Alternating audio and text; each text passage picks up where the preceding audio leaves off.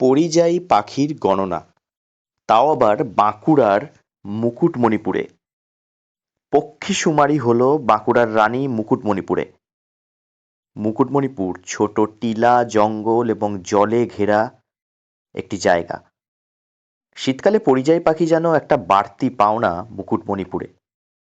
তবে এই প্রতিবেদনে মন ভালো করা খবরের পাশাপাশি মন ভারী করাও সংবাদ রয়েছে। একটি স্বেচ্ছাসেবী সংস্থা ও বন দপ্তরের যৌথ উদ্যোগে মুকুটমণিপুরের কংসাবতী জলাধারের পরিযায়ী পাখির শুমারি হল। প্রসঙ্গত, প্রতি বছর শীতের এই দিনগুলিতে দেশ বিদেশের অসংখ্য পরিযায়ী পাখি মুকুটমণিপুরে আসে। স্বাভাবিক নিয়মে শীত শেষে তারা ফিরেও যায়। আর এখানে এসব পাখির অবস্থানকালে বেশ কয়েক বছর ধরে গণনার কাজ শুরু হয়েছে।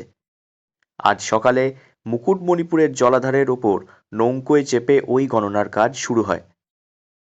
এদিনের গণনায় প্রায় 12 রকম প্রজাতির পাখির খোঁজ মিলেছে বলে স্বেচ্ছাসেবী সংস্থা গ্রিন প্ল্যাটুর তরফে জানানো হয়েছে। প্রশাসন সূত্রে জানা গিয়েছে, পর্যটন কেন্দ্র মুকুটমণিপুরকে ঘিরে bird watching eco tourism centre গড়ে তুলতে পক্ষী গণনার কাজ করছে বন দফতর। এদিনের গণনায় সরাল, রাঙামুড়ি, বালিহাঁস সহ বিভিন্ন প্রজাতির পাখি দেখা গিয়েছে। কি কর্মসূচি ছিল আপনাদের?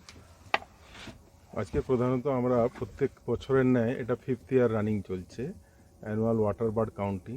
এটা মুকুটমণিপুর যেটা জলাধার আছে সেটা আমরা করে থাকি, যেটা 2 দিনে সম্পন্ন হয়। তার আজকে প্রথম দিনে আমরা যেটা করলাম, এখানে আমাদের যে এনজিও আছে গ্রিন প্ল্যাটো, তাদের সদস্যরা সবাই ছিলেন। যেটা মুকুটমণিপুর জলাধারে যেটা 2 নদী মিশেছে, কংসাবতী, দ্যাট মিনস কাঁসাই আর কুমারী।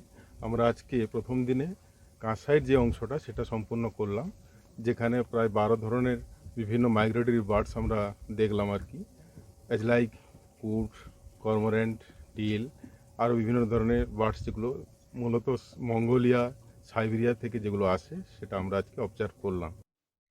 পক্ষী শুমারিতে উপস্থিত ছিলেন বাঁকুড়ার এডিএফও অসিত কুমার দাস, খাতড়ার রেঞ্জার সীতারাম দাস সহ বন দফতরের অন্যান্য আধিকারিকরা। পক্ষী গণনার ওই সংস্থার দাবি, বিগত বছরের তুলনায় এই বছর মুকুটমণিপুরে আসা পাখির সংখ্যা কম। যে সমস্ত পরিযায়ী পাখির সন্ধান মিলছে না, তারা কেন আসছে না কারণ খতিয়ে দেখার পাশাপাশি মানুষজনদের মধ্যেও সচেতনতাও গড়ে তোলা হবে বলে বন দপ্তর জানিয়েছে। যত দিন যাচ্ছে কংসাবতী জলাধারের জলের সোর্স পুরুলিয়া ডিস্ট্রিক্ট এবং অযোধ্যার থেকে শুরু করে সেই জল এখানে আসে আর কি। এবং এই বিস্তীর্ণ জায়গা যে কংসাবতী রিভার বেসিন, সেখানে প্রচুর পরিমাণে কীটনাশকের ব্যবহার, মানুষ প্রচুর পরিমাণে দূষণ ছড়াচ্ছে, সেই জল এসে পরে এখানে জমা হচ্ছে এবং যার ফলে এখানে খাদ্যাভাব হচ্ছে বলাটা যায়ও, মাছের পরিমাণও যত দিন যাচ্ছে একটু একটু করে কমছে। এই সব প্রাকৃতিক দূষণের কারণেই, মানে পরিবেশ দূষণের কারণেই পাখির পরিমাণ কম। এমনটা নয় যে খুব বেশি শিকার হচ্ছে বা অন্যান্য বিভিন্ন বোটিংয়ের ফলে বিঘ্নিত হচ্ছে, কারণ কংসাবতীতে বোটিং একটা খুব সীমিত জায়গা জুড়ে হয় আর কি। আমরা যেদিকে গেলাম সেখানে বোট সচরাচর যায়ও না। আগামী দিনে পরিস্থিতি কি হতে চলেছে সেটা জানতে আগ্রহী পক্ষী পর্যবেক্ষক থেকে শুরু করে বাঁকুড়ার সাধারণ মানুষ। বাঁকুড়া থেকে নীলাঞ্জন ব্যানার্জি রিপোর্ট, লোকাল 18 বাংলা।